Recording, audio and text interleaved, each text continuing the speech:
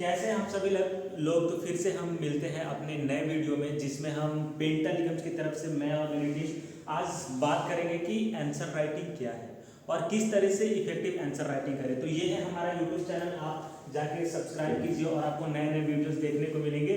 इसके लिए चलते हैं, फिर हम अपने टॉपिक पे बात करते हैं कि हम आंसर राइटिंग कैसे करें, किस तरीके से करें।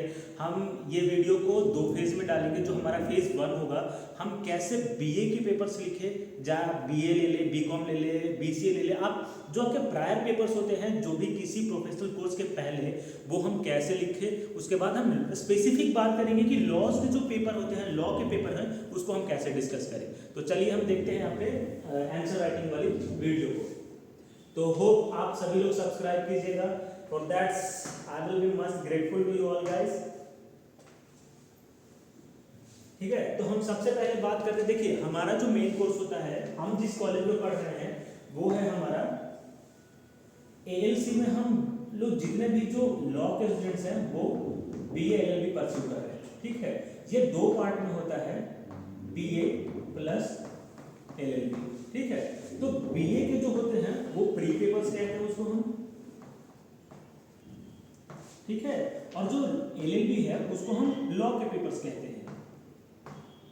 बेसिकली कुछ जो पेपर्स होते हैं, जैसे आपके हो गए टॉर्ट्स,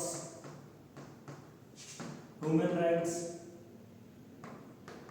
ये कुछ पेपर्स आपके प्री में ही आने शुरू हो जाते हैं, जो कि एक एज अ प्रैक्टिस काम करते हैं कि आप लॉ के पेपर को कैसे लिखें। तो चलिए हम इस वीडियो में बात करेंगे कि हम बीए के पेपर्स को कैसे लिखें, और इसके बाद जो हमारा नेक्स्ट इसका जो आंसर राइटिंग का पार्ट 2 होगा, उसमें हम बात करेंगे कि हम लॉ के पेपर को कैसे लिखें। तो चलिए हम शुरू करते हैं। ये लिया हमने इरेजर, पहले इरेज किया, और अब बात करते हैं हम अपने बेसिक टॉपिक आंसर राइटिंग के ऊपर।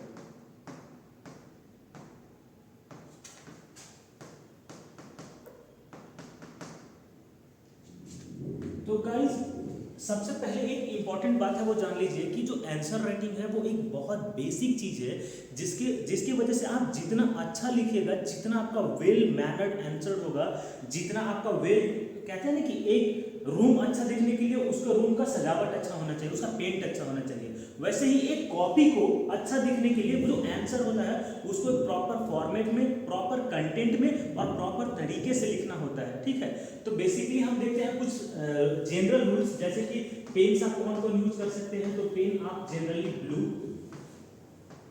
और ब्लैक ही यूज कीजिए, जो कि बॉल पेन से होंगे। जेल को अवॉइड कीजिए, बिकॉज जेल थोड़ा सा स्प्रेड होने की वजह से कॉपी खराब कर देती है। तो आप जितने भी गवर्नमेंट एग्जाम में उसमें पहले ही डायरेक्शन दे दिया जाता है कि आप बॉल पेन का ही यूज करेंगे। ठीक है, तो ये हो गए हमारे पहले कुछ पेपर्स।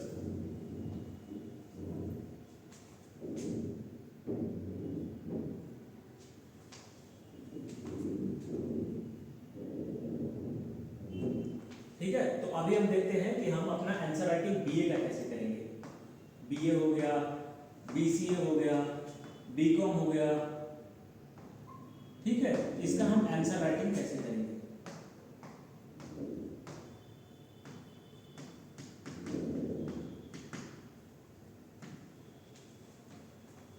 तो देखिए, हम पहले सिंपल सा तरीका है, हम 5 स्टेप फॉलो करेंगे। स्टेप 1, स्टेप 2, स्टेप 3, स्टेप 4 और स्टेप 5। ये हम स्टेप्स डिस्कस करेंगे। और इससे पहले हम देखते हैं कि जब भी आप मेंस के पेपर में सब्जेक्टिव राइटिंग, ऐसे तो ऑप्शनल के लिए आपको कुछ करना ही नहीं है, सिर्फ टिक मार्क कीजिए और आप निकल जाइए, उसके लिए कोई प्रॉब्लम नहीं है। अब जब भी हम मेंस के पेपर को लिखते हैं या जो भी सब्जेक्टिव पैटर्न्स में आते हैं, तो हमेशा जो आपको पेज मिलेगा वो इस तरीके से हॉरिजॉन्टल पेज होगा। सबसे पहला जो काम करना है वो है आपका जितने भी इंफॉर्मेशन आपके हैं, आपके रोल नंबर, आपके डिटेल्स, वो एकदम करेक्टली फिल आउट कीजिए। उसमें प्रॉब्लम नहीं करना है। अगर वो थोड़ा सा भी खराब हुआ ना, तो आपके पेपर्स चेक ही नहीं हो पाएंगे, आपको फिर से पेपर देनी पड़ेगी, शायद हो सकता है बैक कर जाए। ऐसा किसी स्टूडेंट के साथ नहीं होना चाहिए। इसीलिए थोड़ा सा जैसे ही एग्जाम्स हॉल में पहुंचे, थोड़ा सा रिलैक्स हो जाए, थोड़ा सा अपने आप को काम रखें और जो भी आपके आंसर हैं उसको रिकॉल करते रहे। तो सबसे पहले हम जो इन्फॉर्मेशन भरने के बाद जो नेक्स्ट पेज खोलेंगे, उसमें आपको पहले से ही एक ये लाइन दिया हुआ है जिसको हम मार्जिन लाइन कहते हैं, और आप अपने तरफ से इस लाइन की तरफ इस साइड में फोल्ड कर लीजिएगा, जिससे आपको पता रहे कि जो आपके आंसर का जो कंटेंट है वो इतने ही दूर में होना चाहिए। ये क्या है ना कि ये आपको थोड़ा सा परफेक्ट वे में आंसर दिखाएगा आपको लिखते हुए। अब यहाँ पे हम लिखेंगे ये जो सेक्शन हो गया, वहाँ पे लिखेंगे हम अपने आंसर नंबर 01, ठीक है। ऐसे डैश देके यहाँ पे आप कंटेंट लिख लीजिए। मान लीजिए कि आपके बीए में सोसाइटी के ऊपर क्वेश्चन हो गया, व्हाट इज ए सोसाइटी, पूछ लिया सोसाइटी क्या है, व्हाट इज सोसाइटी, ठीक है। तो हम सोसाइटी को कैसे लिखेंगे, यहाँ पे लिखेंगे जो यहाँ पे हम लिखेंगे अपने हेडिंग में सोसाइटी को लिखेंगे, ठीक है। अब सोसाइटी लिखने के बाद हम अपना आंसर लिखना शुरू करते हैं यहाँ से इस पेज में। देखिए आंसर लिखने में आप हम जब भी लिखें ना तो थोड़ा सा ग्राफिकल यूज कीजिए। जितने भी आप ग्राफ पैटर्न्स में जो चीज लिखेंगे, जितने भी कैरेक्टरिस्टिक हो गए आपके बीए के में तो ज्यादातर नेचर कैरेक्टरिस्टिक आते हैं, तो थोड़ा सा कोऑपरेट कीजिए कि ग्राफिकल प्रेजेंटेशन होगा तो ग्राफिकल जो प्रेजेंटेशन होगा डायरेक्ट हिट करते हैं माइंड को, और जब भी वो डायरेक्ट माइंड को हिट करेंगे तो वो देखने में परफेक्ट लगता है।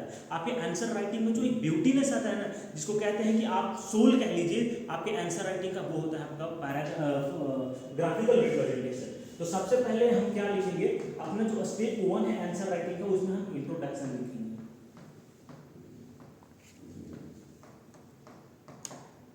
ठीक है। इंट्रो आप चलिए इसको थोड़ा सा अच्छे से लिख देते हैं। ये हो गया आपका इंट्रोडक्शन, ठीक है। अब हम इंट्रो कैसे लिखेंगे, इंट्रो हो गया कि आपको सोसाइटी के बारे में आप क्या जानते हैं, आपकी समझ क्या है, उसको हम इंट्रो कहते हैं। तो सोसाइटी एक ऐसी जगह है जहाँ पे सोशल ह्यूमंस रहते हैं, जहाँ पे आपस में कोई वर्क फंक्शन परफॉर्म करते हैं, जहाँ पे लोग आपस में बार्टर सिस्टम को ही अब एक नया रूप हम सोसाइटी लेके आ गए हैं, जो कि बहुत पहले इंडस सिविलाइजेशंस में चलते थे। ये सब जनरल आप लिख सकते हैं, आपके इंट्रो पार्ट में होगा।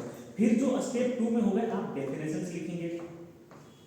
ये सिर्फ सोशियोलॉजी के लिए नहीं, पॉलिटिकल आपके हो गए या फिर आपके अदर जो भी सब्जेक्ट है उस सबके लिए डेफिनेशंस लिखेंगे। डेफिनेशन में आपके साल्मंड हो गए, ऑस्टिन हो गए, जितने भी जो जूरिस्ट हैं उन्होंने क्या कहा वो लिखते हैं।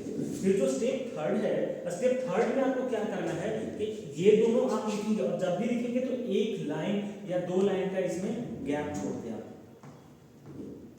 ठीक है। और जब स्टेप 3 में आप आएंगे तो स्टेप 3 में ज्यादा कुछ नहीं करना है। आपके जितने भी फीचर्स, ठीक है, आपके जितने भी उसमें होंगे कैरेक्टरिस्टिक या नेचर, ये आप लिख सकते हैं। स्टेप 4 हो गया आपका, आप उसमें क्या है कि आप उसके प्रोज कॉन्स, जो भी प्लस चीजें हैं, जो भी माइनस चीजें हैं, ये आप उसमें इनकॉर्पोरेट कर सकते हो। जो अपना स्टेप 5 होता है वो है आपका, अब हम स्पेस नहीं बचा है, यहाँ पे स्टेप 5 लिखते हैं, और ये हो गया आपका कंक्लूजन पार्ट। कंक्लूजन को बेसिकली हम रिलेट करते हैं इंट्रोडक्शन से, और इंट्रोडक्शन में जो भी चीजों को हमने स्टार्ट की है वही वो एक अपना ओपिनियन से हम कंक्लूजन में उसको एंड कर देते हैं। और ये हो गया आपका पार्ट जिसमें हम ये बात करते हैं कि सोसाइटी की बेसिक तो हमने ये सोसाइटी के बारे में बताया, पर इसमें आपको होगा कि इंटरनेशनल रिलेशंस क्या है, आपका क्यूबा वॉर क्या है, बहुत सारे ऐसे टॉपिक्स आएंगे जिसको आप बेसिकली इसी तरीके से फ्रेम कीजिए। अपना हैंडराइटिंग थोड़ा सा अच्छा रखिए, जो भी कंटेंट लिखिए वो ऑथेंटिक होना चाहिए, कुछ भी लिख के मत आ जाइए। ग्राफिकल रिप्रेजेंटेशन कीजिए। अगर आप ग्राफिकल रिप्रेजेंटेशन की वीडियो देखना चाहते हैं तो हम पार्ट 2 में जब लॉ के बारे में बताएंगे तो वहीं पे हम ग्राफिकल रिप्रेजेंटेशंस की बड़ी बातें करेंगे। तब तक के लिए आपको ये समझ में आया होगा। तब तक के लिए please like share and subscribe. हम भी आप ही के जैसे हैं, प्लीज़ प्रमोट अस, हमें आप थोड़ा सा हेल्प कीजिए। We want to grow. हम आप इसी तरीके से बहुत सारी वीडियो आपके लिए लाते रहेंगे। तब तक के लिए please like share and subscribe. That's thank you.